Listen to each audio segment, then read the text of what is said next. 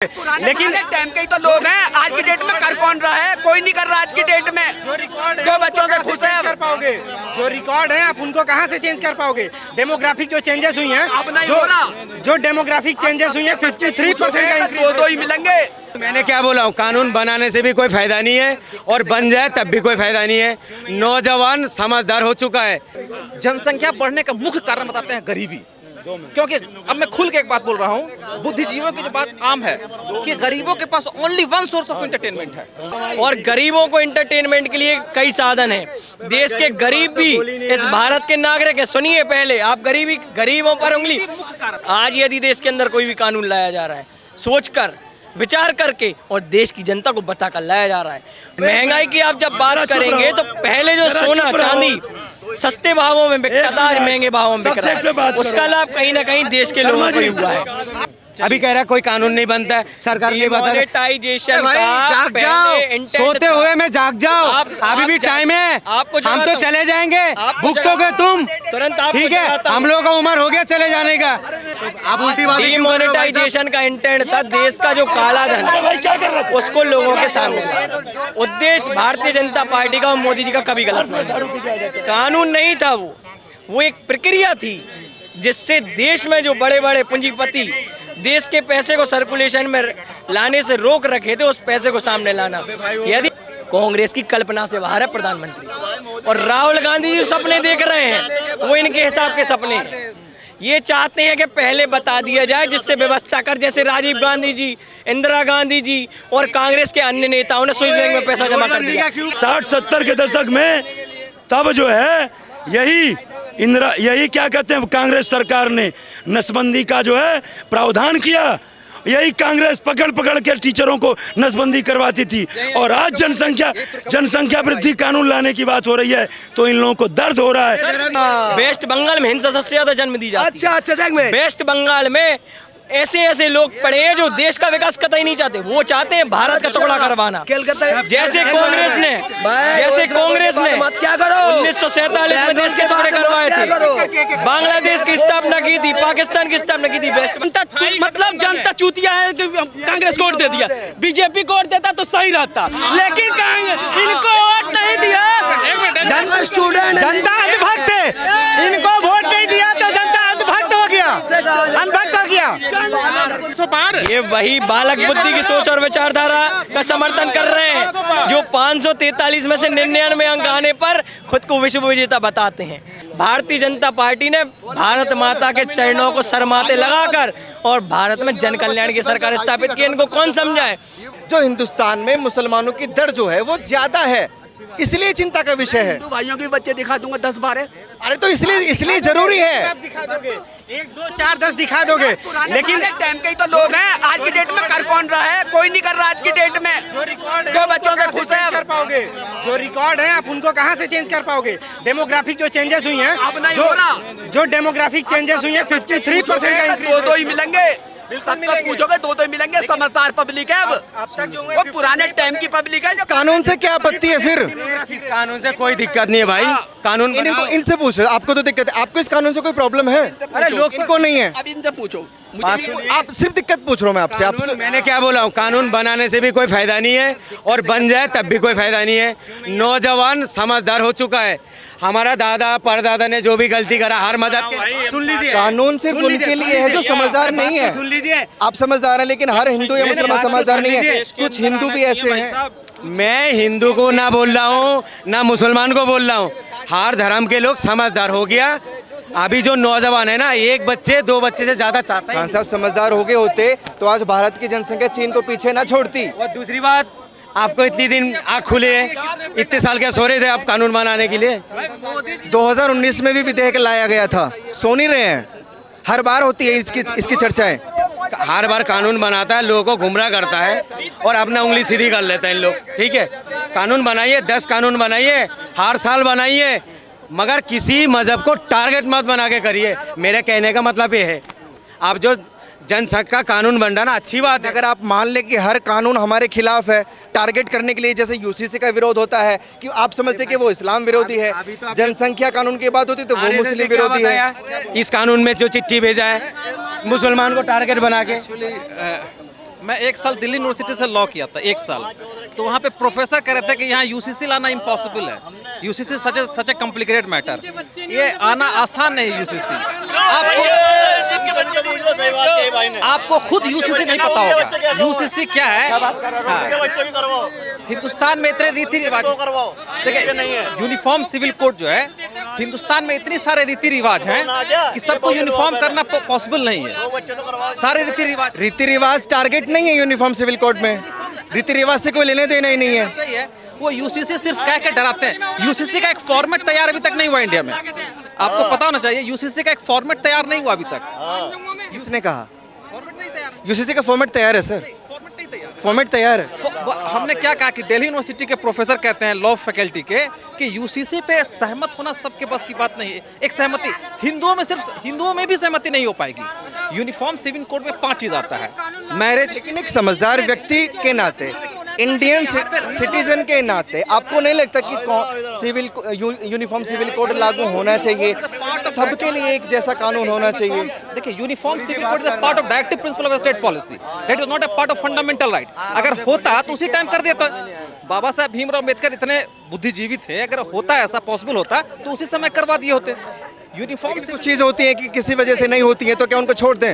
Uniform civil code जो है वो एक टारगेट करके डराया जाता है। यूनिफॉर्म सिविल कोड को क्लियरली नहीं बताया जाता है। डरा कौन रहा है? डरा कौन रहा है? मुझे नाम बताइए। एक जो है ये यूसीसी का जो नाम, नहीं डरा कौन रहा है? कोई किसी बीजेपी के नेता ने बोला कुछ, या किसी कौन डराता है? मौलाना डराते हैं या मुस्लिम नेता डराते हैं? पूरी बात सुन लीजिए। जो सिर्फ यूसीसी बोल देते हैं वही डराते हैं। दर हकीकत में यूसीसी को क्लियरफाई करना चाहिए, यूसीसी है क्या, कि यूसीसी कोई खास चीज नहीं। मैरिज सबका एक जैसा हो, marriage, divorce, marriage, divorce, succession, यही 5 चीज है उसमें। मैरिज है, डाइवोर्स है, सक्सेशन है, प्रॉपर्टी का जो है, फिर प्रॉपर्टी का कैसे इनहेरिटेंस होगा, तो ये कुछ चीजें हैं, समझे। लेकिन यहाँ पे भारत में रीति रिवाज बहुत से अलग अलग है, मैरिज के तरीके अलग अलग हैं, तो ये थोड़ा संभव नहीं। इतना शादी करने का तरीका नहीं इसमें इंक्लूड है, शादी करना इंक्लूड है। शादी, बच्चे, हाँ, प्रॉपर्टी में तरीका होना चाहिए, प्रॉपर्टी का जो डिस्ट्रीब्यूशन हो यूनिफॉर्म तरीके से होना चाहिए, इनहेरिटेंस यूनिफॉर्म, लेकिन सिर्फ यूसीसी बोल देते हैं। तो आपको नहीं लगता कि ये गलत है कि कोई एक हिंदू है तो वो अपनी प्रॉपर्टी अलग तरीके से बांटेगा, कोई एक सिख है तो वो अलग तरीके से बांटेगा, कोई मुसलमान है वो अलग तरीके से बांटेगा? ऐसा क्यों? मेरे कहने का मतलब टेलीविजन पे कंस्ट्रक्टिव डिस्कशन इस पर नहीं होता है। पहले तो लोगों को पता ही नहीं यूसीसी होता क्या है। सबसे पहले यूसीसी को बताएं, चाहे टेलीविजन के माध्यम से बताया जाए, चाहे किसी माध्यम से बताया जाए। पहले यूसीसी क्या है लोगों के दिमाग में आना चाहिए बात। यूसीसी क्या के सिर्फ डराया जाता है, यूसीसी आ जाएगा, लोग को पता ही नहीं यूसीसी होता क्या है। यूसीसी को पहले एक समय दें, 2-3 साल समय दें, टेलीविजन के माध्यम से। टेलीविजन के माध्यम से हर बात हर तक पहुंच जाती है। अच्छा, आपका नाम क्या है? कमाल अहमद नाम हुआ मेरा। कमाल अहमद। अहमद साहब, मुझे एक बात बताइए, हर कोई आज के ज़माने में पढ़ा लिखा है, टीवी सबके घर में है। पढ़ा लिखा नहीं है, मोबाइल टीवी सबके घर में है, मोबाइल टीवी रेडियो सबके घर में है। पढ़ा लिखा का मतलब ये तो होता है। इट्स ओके, पढ़ा लिखा नहीं, मेरी बात सुन लीजिए पहले। मोबाइल है आपके पास में, इंटरनेट चलता है, टीवी चलता है, उस पर देखिए ना, पढ़िए कि यूसीसी है क्या। उसके बाद डरने की जरूरत है तो डरिए, नहीं डरे तो। आप मीडिया चौथे स्तंभ है, लोकतंत्र का चौथा स्तंभ है। आप अपने माध्यम से पहले यूसीसी को क्लियर करें लोगों के बीच, जनता के बीच। यूसीसी है क्या? यूसीसी कोई हथियार, बंदूक, तोप नहीं है। यूसीसी मीडिया में दिन रात चलाया जाता है सर कि यूसीसी में है क्या। लोग देखें तो सही, नहीं लोग देखना ही पसंद नहीं करते, लोग सुनना पसंद करेंगे कि मुस्लिम नेता अगर बोल रहा है कि यूसीसी हमारे धर्म के खिलाफ है तो हमें वो मानना है, पढ़ के देखना किसी को नहीं है। देखिए यूसीसी हकीकत है। देखिए पहले सुनिए एक मिनट। क्या चीज? ये जो भाई, मैं तैयार हूँ दिखाने के लिए। आपको मालूम है यूसीसी में कि विरोधी क्यों है? आप तो मानते हैं यूसीसी विरोधी है, मानते हैं ना? जैसे देखिए मुस्लिम जो है, मुस्लिम में एक मुस्लिमों को जो डर बना दिया जा रहा है। देखिए आज मुसलमानों के बीच में भी 2-4 शादियां नहीं होती है, ये भ्रम है। अब अगर ये किसी को ऐसा लगता है कि मुसलमान 2-4 शादी, अरे एक शादी से तो परेशान है हर व्यक्ति परेशान है एक शादी से। एक शादी तो बस कानून ना बने, करनी एक ही शादी है सबको। आए दिन तलाक बिद्दत कोई देता नहीं है, अपनी बेटी की शादी को 14 वर्ष में नहीं करवा रहा, फिर भी विरोध करना है। आप मेरी पूरी बात नहीं सुन पा रहे। मैं क्या कह रहा हूँ कि पहले इस बात को आम किया जाए, लोगों के बीच जो है जागरूकता बढ़ाया जाए। जागरूकता बढ़ाने का सबसे बड़ा माध्यम आपका मीडिया है। मीडिया के थ्रू पहले लोगों के बीच ये बताया जाए कि यूसीसी है क्या। सबसे पहले 2-3 साल पहले ये करें, 2-3 साल पहले यूसीसी क्या है सबको बता दें। अगर किसी को समझ, अहमद साहब मेरी बात सुनिए, अगर किसी को समझना ही नहीं, किसी ने ठान लिया कि मुझे समझना ही नहीं है टीवी वाले क्या बोल रहे हैं, मीडिया की नहीं सुननी है, मौलाना की सुननी है, सिर्फ यूसीसी जानते हैं। सारे हिंदू बुद्धिजीवियों को रखा जाए, अगर यूसीसी अगर मैं एक बात बताता हूँ, सारे हिंदू बुद्धिजीवी को भी बैठा दिया जाए और कहा जाए हिंदुओं में यूसीसी लाया जाए तो भी संभव नहीं है ये, क्योंकि सबके रिचुअल्स बहुत अलग हैं, सारे के रिचुअल्स अलग हैं, सबको एक कोई भी कानून रिचुअल्स पे या रीति रिवाजों पे तो डिपेंड नहीं करता है। आप काफी समझदार और पढ़े लिखे व्यक्ति हैं, मेरे एक जवाब दीजिए, सिर्फ और सिर्फ मोटा मोटा सवाल करूंगा। यूसीसी से क्या किसी मुसलमान को खतरा है? इस्लाम को खतरा है? ये भ्रम क्यों फैलाया जाता है? फैलाया, मैंने कहा कि यूसीसी को ड्राफ्ट करना बहुत मुश्किल है। पहले एक ड्राफ्ट तैयार हो, उसको लोगों के बीच आम किया जाए कि देखिए ऐसे ऐसे हो सकते हैं, इसके प्रावधान ये होंगे। पहले इस बात को आम किया जाए, प्रचलित किया जाए कि यूसीसी है क्या, और तभी उस पर डिस्कशन हो। देखिए मैं आपको एक बात बताऊं, अभी मैं किसी से पूछूंगा, इनसे पूछूंगा, ये इनसे पूछूंगा, इनको ये यही बोलेंगे कि हमारे धर्म के खिलाफ है। जैसे जनसंख्या कानून का बोला कि टारगेट किया जाता है, ये यूसीसी को भी यही बोलेंगे कि हमें टारगेट किया जा रहा है। आप यही बताइए, मोदी जी अपने पिताजी के केवे बेटा है, आप अंबेडकर अपने पिता के 14वां बेटा थे, अंबेडकर अपने पिता के 14वें बेटा है, तो जनसंख्या बढ़ती रहने देनी चाहिए। वो बता दिए। देखिए बात वो नहीं है, समस्या ये नहीं है कि ये जो कहते हैं ना, जो चीजें गृहस्थी भी बोल रहे हैं, थोड़ा पता किया जाए गृहस्थी कितने भाई बहन हैं, कितने भाई बहन, उनके कितने बच्चे, पहले पता कीजिए। देखिए इसके लिए कानून की आवश्यकता नहीं है फिर, अगर उनके भाई बहन ज्यादा हैं। मोदी जी ने इतना करवा दिया है कि लोग इतना जागरूक हो गए कि अब खुद 2-3 नहीं चाह रहे हैं भाई, बड़ी समस्या हो गई, महंगाई इतनी बढ़ चुकी है कि अब ये बहुत, देखिए जानते हैं अगर बुद्धिजीवियों को सुनेंगे ना, बुद्धिजीवियों को सुनेंगे तो आपको अजीब बात लगेगी कि जनसंख्या बढ़ने का कारण पॉवर्टी बताते हैं। एक मिनट कि जनसंख्या बढ़ने का मुख्य कारण बताते हैं गरीबी, क्योंकि अब मैं खुल के एक बात बोल रहा हूँ, बुद्धिजीवियों की जो बात आम है कि गरीबों के पास only one source of entertainment है। कोई दिक्कत नहीं, गरीबों पर मैं ये कह रहा, अबे रुक जाओ यार, एक मिनट की बात पे, देश के गरीबों को किसी भी एक चीज का कारण मानना कतई सही नहीं है देश के अंदर, और गरीबों को एंटरटेनमेंट के लिए कई साधन हैं। देश के गरीब भी इस भारत के नागरिक हैं। सुनिए पहले, आप गरीबों पर उंगली, भारतीय जनता पार्टी गरीब कल्याण की सोच रखती है, और इन्होंने अभी कानून की बात करी है जो जनसंख्या के और यूसीसी की आप लोग बात कर रहे हैं, तो पहले देश के अंदर कोई भी कानून पास करने के पहले देश को बताया नहीं जाता था। आज यदि देश के अंदर कोई भी कानून लाया जा रहा है, सोचकर विचार करके और देश की जनता को बताकर लाया जा रहा है। सदैव एक बात रही है देश के अंदर कि कोई भी चीज़ लाई जाती है तो उसका विरोध जरूर होता है, लेकिन उसके 70% लाभ हैं और 30% घाटे हैं। तो 70% यदि उसके फायदे हैं तो देश में वो कानून पास कर दिया जाता है। नोटबंदी और इन्होंने जिस प्रकार की विचारधारा का समर्थन अभी किया है, गरीबों पर उंगली उठाना, और जब शर्मा जी सुनिए आप, टूट जाएगा देश के गरीबों के लिए कांग्रेस ने जो सपने दिखाए थे अमीरी के, उसको नष्ट करने का काम भारतीय जनता पार्टी ने हकीकत लाकर किया है। और मैं बता रहा हूँ ना, अभी आप पार्टी की कर रहे थे कि मोदी ने महंगाई बढ़ा दी है, मुकरिए मत अहमद साहब। महंगाई की आप जब बात करेंगे तो पहले जो सोना चांदी सस्ते भावों में बिकता था, आज महंगे भावों में बिक रहा है, उसका लाभ कहीं ना कहीं देश के लोगों को ही हुआ है। आप कौन से कानून की बात कर रहे थे? बड़ी है ये जो बात बता रहा है, जो सरकार कानून लाते हैं बताता नहीं है। अभी जब नोटबंदी कर रहे थे, पहले एक रात को बता दिया था कल से नोट बंद हो जाएगा, वो क्या कोई भूत प्रेत आके बताया था?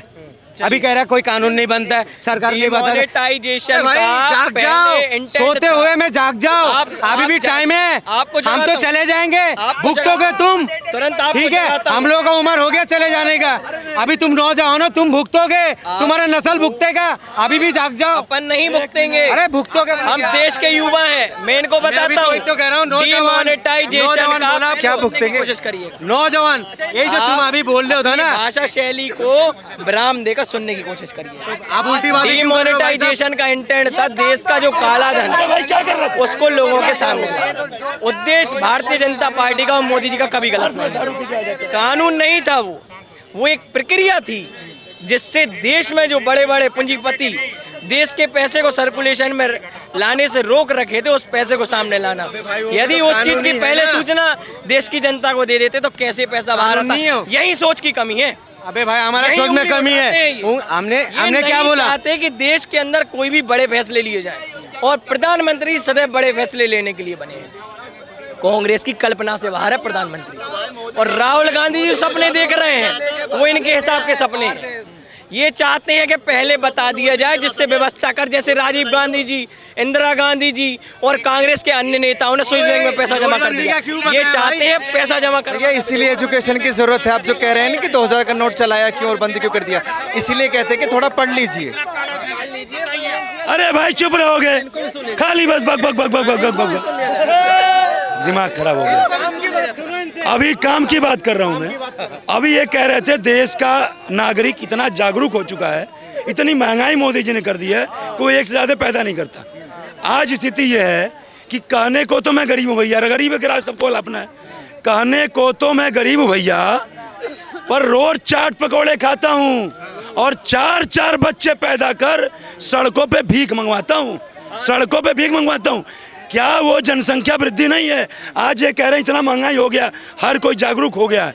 बात ये है, सुनिए, बात ये है कि जब 2014 से पहले, जब आज से जो है क्या कहते हैं कि 60-70 के दशक में, तब जो है यही क्या कहते हैं कांग्रेस सरकार ने नसबंदी का जो है प्रावधान किया। यही कांग्रेस पकड़ पकड़ के टीचरों को नसबंदी करवाती थी। और आज जनसंख्या वृद्धि कानून लाने की बात हो रही है तो इन लोगों को दर्द हो रहा है। क्यों दर्द? क्यों आप क्यों कह रहे हो नहीं लाना चाहिए? आपने कहा कि महंगाई इतना हो गई है कि लोग खुद ही कर रहे हैं। अफवाह क्या फैला रहा है? और यूसीसी की बात आप पहले चुप रहो। आप यूसीसी की बात कर रहे हो, आप यूसीसी की बात कर रहे हो। 2 ला, हिंदू ला, देश में 2 तरह का ला है अभी चल रहा है, हिंदू ला और मुस्लिम ला, है कि नहीं है? संविधान में हमारे 2। अरे पहले पूरी बात बोलने दोगे? जल्दी से कंप्लीट कीजिए। जो हिंदू ला गवर्न होता है, आज जैसे मान लीजिए जितने मेट्रोलियन डिस्प्यूट और तमाम सारे हैं, लॉ में ये हो गया। अरे पर्सनल लॉ है, अलग है पर्सनल। अरे भाई मैं अभी पढ़ाई किया हूँ, मैं भी पढ़ाई किया हूँ। क्रिमिनल लॉ नहीं है, पर्सनल लॉ है। जैन ये सारे हिंदू लॉ से गवर्न होते हैं, ये सारे हिंदू लॉ से गवर्न होते हैं। पर्सनल लॉ अलग है। लेकिन मैं ये कह रहा हूँ, एक मुस्लिम समुदाय, एक मुस्लिम धर्म के लिए ये कह रहे हैं कि लागू नहीं होता। आखिर बताइए, हिंदू लॉ में सिख बौद्ध और जैन ये गवर्न होते हैं नहीं होते हैं? पर्सनल लॉ ये क्रिमिनल लॉ यूनिफॉर्म है पूरे देश में। क्या करें? ये भाई ने जो बताया ना, सुन लीजिए, ये भाई ने जो बताया ना 4-4 बच्चे भीख मांगता है, ये कांग्रेस का सरकार में नहीं भीख मांगते थे, ये जो 2014 के बाद भीख मांग रहा है। ये भाई ने सच्ची बात बताया। ये मोदी जी का टाइम से ज्यादा भिखारी पैदा हुआ, ये कांग्रेस का टाइम पे, ये भाई ने खुद बोला है भिखारी भर गया। देश के अंदर कांग्रेस ने लंगड़ा लूला विकलांग बनाया था देश को। कांग्रेस के लोग कभी नहीं चाहते थे कि देश का युवा और देश के व्यक्तियों में स्किल का संचार हो, और कांग्रेस ने ही देश को भीख मांगना सिखाया है। कांग्रेस सदैव भारत के अंदर भी और विदेश में भी कटोरा लेकर खड़ी रहती थी। आज आप बेरोजगारी बहुत पीछे। आज आप देख सकते हैं, कौशल विकास केंद्र की स्थापना हुई, प्रधानमंत्री मुद्रा योजना लाई गई, और युवाओं को केंद्र में कई मंत्रालयों में प्रशिक्षण दिया जाता है लैम्प फेलोशिप के अंतर्गत। चुनाव की बात कर रहे हैं, चुनाव का रिजल्ट आ गया है। मैं बोल रहा हूँ, हाँ, थोड़ी लहर, थोड़ी हवा का रुख बदल गया है।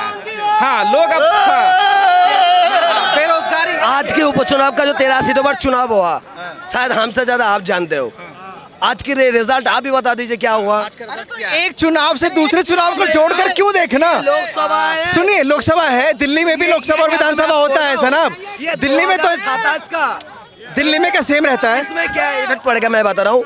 दिल्ली का आप इतना खुश क्यों हो रहे हैं अगर बीजेपी हार रही है तो? क्या दिल्ली के चुनाव है, इसमें भी दिखा देंगे ट्रेलर। अब हरियाणा के विधानसभा आने वाले, इसमें भी आपके ट्रेलर देखा जाएगा। क्या ट्रेलर होगा? आपकी मालूम है वेस्ट बंगाल में आपका 4 सीटों पर चुनाव हुआ है। आपकी मालूम है 1 सीटों पर बीजेपी जीता। उपचुनाव है ना, 1 सीटों पर जीता है। नहीं, 13 में 11 तो 13 आप बताइए, 13 में 13 निकल गए। विचारधारा के लोग ज्यादा हैं। अच्छा, वेस्ट बंगाल में हिंसा सबसे ज्यादा जन्म दी जाती है। अच्छा, वेस्ट बंगाल में ऐसे ऐसे लोग पड़े हैं जो देश का विकास कतई नहीं चाहते, वो चाहते हैं भारत का टुकड़ा करवाना। जैसे कांग्रेस ने क्या करो 1947 में देश के टुकड़े करवाए थे, बांग्लादेश की स्थापना की थी, पाकिस्तान की स्थापना की थी, वेस्ट अभी भी रिपोर्ट है मेरे पास। एक मिनट मैं आपको बता रहा हूँ, भारत से अलग होना चाहते हैं। ये बंगाल के क्या बदनामी कर रहा है? नहीं कौन बताए? बंगाल के बदनाम कर रहा हूँ ना, हमने हारा नहीं है। पूरा देश हारा। ये उपचुनाव में लगे हुए, अयोध्या में लगे रहेंगे, बद्रीनाथ में। ये देखिए सरकार तो मोदी की बन गई है, और मोदी 15 अगस्त को यहाँ झंडा भी फड़ागा। ये तो कह रहा था 3 दिन भी नहीं चलेगी, 3 दिन भी नहीं चलेगी, 13 दिन भी नहीं चलेगी। 15 अगस्त में रोक सके तो रोक लेना, झंडा तो वही फड़ाएगा। देखो सच्चाई यही है, जो केंद्र सरकार है, एनडीए की सरकार इस बार वो पूर्ण बहुमत की सरकार नहीं है, इसलिए इस सरकार को हम स्थायी नहीं कह सकते। मोदी जी की सरकार स्थायी नहीं है, क्योंकि वो 2 पार्टियों की गठबंधन पर टिकी हुई सरकार है। नीतीश कुमार हाँ, नीतीश कुमार और नायडू, इन 2 पार्टियों पर टिकी हुई सरकार है। ये एनडीए सरकार है, एनडीए सरकार नहीं है पहले वाली, ये वो पहले वाली सरकार नहीं है। इसलिए मोदी जी समय दिखा दीजिए, ये समय देखिए, और आप ये 5 साल बाद समय देख लीजिएगा। भारतीय जनता पार्टी की सरकार स्थायी सरकार है इस बार। इन्होंने जो बात करी है नायडू जी की, इन्होंने बात करी नीतीश कुमार जी, हस्ताक्षर है। भारतीय राजतांत्रिक संगठन मतलब अपना एनडीए के पास सभी के हस्ताक्षर है, कंसेंट है। अच्छा। और सभी को उनके रुचि के अनुरूप मंत्रालय दिए गए देश सेवा के लिए। अच्छा, क्या इन्हें कौन समझाए? भाई से पूछो, इन्हें कौन समझ पूछना है? बताएंगे। एलायंस एक ऐसा संगठन है जो टुकड़े टुकड़े गए हैं और स्वार्थी लोगों का संगठन है, जिसको देश ने कहीं ना कहीं गलती से जन समर्थन दे दिया है। और इंडिया अलायंस एक ऐसा संगठन है जिसका कोई अस्तित्व कभी नहीं। बड़ा यस कर रहे हो, क्या करते हो? भैया इनकी बात कर रहे हैं, ये कह रहे गलती मतलब जनता चूतिया है कि कांग्रेस को वोट दे दिया, बीजेपी को वोट देता तो सही रहता, लेकिन इनको वोट नहीं दिया। जनता अंधभक्त है, इनको वोट नहीं दिया तो जनता अंधभक्त हो गया, अंधभक्त हो गया। जनता अंधभक्त नहीं है, देशभक्त है। एक बात तो बताइए भैया, आप कह रहे हैं कि जनता ने कांग्रेस को वोट दिया है, तो बीजेपी को भी तो जनता ने वोट दिया है, और कांग्रेस की 99 है, उसकी 240 है। जनता कौन सी ज्यादा समझदार है? मेरी बात सुन, वो कह तो रहे थे 400 पार। ये वही बालक बुद्धि की सोच और विचारधारा का समर्थन कर रहे हैं, जो 543 में से 99 अंक आने पर खुद को विश्व विजेता बताते हैं। कांग्रेस ने फेलियर अवार्ड ले रखा है देश में, और विश्व पटल पर भारत माता को अपमानित करने वाली प्रथम पार्टी भारतीय जनता पार्टी नहीं है, कांग्रेस है। भारतीय जनता पार्टी ने भारत माता के चरणों को सरमाते लगाकर और भारत में जन कल्याण की सरकार स्थापित की। इनको कौन समझाए कि 543 में से कहां 240 होते हैं? 99 में और 240 में फर्क नहीं दिखता क्या? अभी किसकी सरकार है? मोदी जी क्या बोले थे? 400 पर आए, 400 पर बोला तो औरों ने भी बहुत कुछ था, बोला तो राहुल गांधी ने भी था, बाकी पार्टियों ने। पार्टियां बोलती हैं जनाब, 400 पर पार्टियां बोलती नहीं आए, 241 आए। उसमें क्या हुआ? नीतीश नायडू डिपेंड, एक मोदी सरकार नहीं है, ये एनडीए सरकार है। फर्क क्या पड़ता है? ये फर्क है, कुछ नहीं पड़ता है, बस फर्क ये पड़ता है अहंकार इनका खत्म हो। मोदी का नाम नहीं आना चाहिए बस। ये एनडीए सरकार है। मोदी के नाम से दिक्कत है, समझो को जानते हैं। अभी भी कोई एनडीए के नाम से नहीं, मोदी के नाम से ही है। इनको जलन बनाई क्यों है? मोदी के नाम से इनको जलन बनाई क्यों है? इनके घर पे कुछ करके गए, प्रधानमंत्री है तो इनको ये जलन है, पता क्या सोच कर। इनके अध्यक्ष महोदय मल्लिकार्जुन खड़गे जी ने स्टेटमेंट दिया था, आपने देखा हो तो, कि हमारी लड़ाई इंडिया अलायंस के साथ प्रधानमंत्री नरेंद्र मोदी से व्यक्तिगत है। अब आप इनको कौन समझाए कि इससे बड़ी कमजोरी की निशानी क्या हो सकती है? कि आप एक संगठन के मुखिया होकर और एक व्यक्ति से व्यक्तिगत लड़ाई लड़ रहे हैं। क्या आप संविधान का पालन नहीं करते खड़गे जी? क्या आप इतनी गंदी सोच और विचारधारा का समर्थन, इतने कमजोर कब से हो गए आप इस लोकतांत्रिक देश में रहकर? क्या आप औरंगजेब के शासन और बाबर के शासन का समर्थन करते हैं? मैं पूछना चाहता हूं उनसे कि ऐसा कौन सा संचार प्रधानमंत्री जी ने कर दिया देश के अंदर कि आप सब उनसे लड़ने के लिए तैयार हो गए? राजा ईमानदार है देश का, प्रधानमंत्री जी भाषण में, कार्यों में और उनके किसी भी प्रकार के दौरे में सदैव देश विकास और भारत माता का स्वाभिमान करने का लक्ष्य छुपा हुआ है। भारत माता को शर्माते और भारत आपको क्या चाहिए? सदैव अपने हृदय में स्थापित करते हैं प्रधानमंत्री जी।